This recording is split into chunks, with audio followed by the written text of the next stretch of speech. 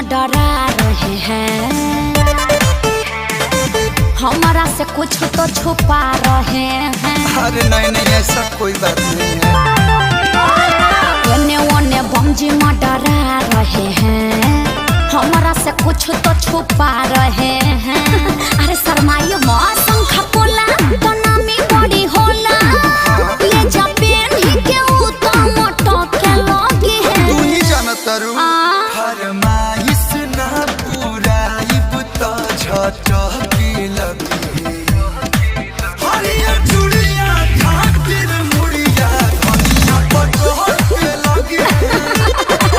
हरिया चूड़िया खातिर मुड़िया धनिया पटोल के लगी। हे दुकानदारी फीलिंग समझो ना। अरे का हम सब जम के तो बुझाते नहीं के कि तू बोला हो के भक्त हो के पी के।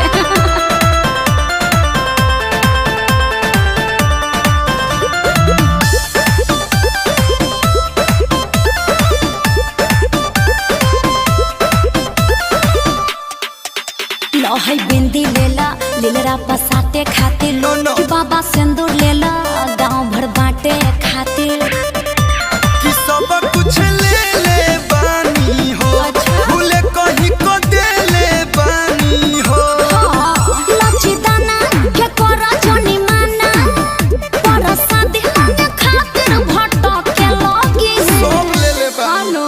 फरमाइश ना पूरा इब तो झटकी लगी। तेरा मौत हरिया चूड़िया खातिर मुड़िया धनिया पटोल के लगी है। जिदिया है भाई का। हरिया चूड़िया खातिर मुड़िया धनिया पटोल के लगी है।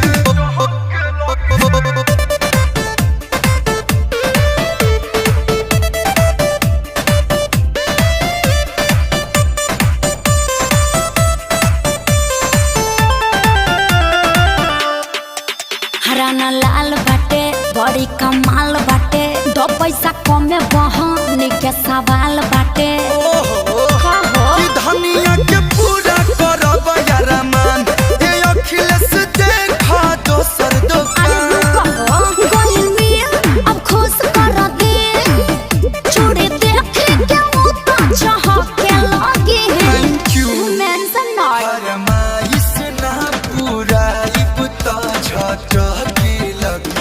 अरे अब मिल गइलो। हरिया चूड़िया खातिर मुड़िया धनिया पटोल के लगी है। अरे जिया कस्या। हरिया चूड़िया खातिर मुड़िया धनिया पटोल के लगी है। अरे मुड़ी पटकी है ना, अब मुड़ी नेवा के बतियोही है, बुझला? ले जा चुपचाप।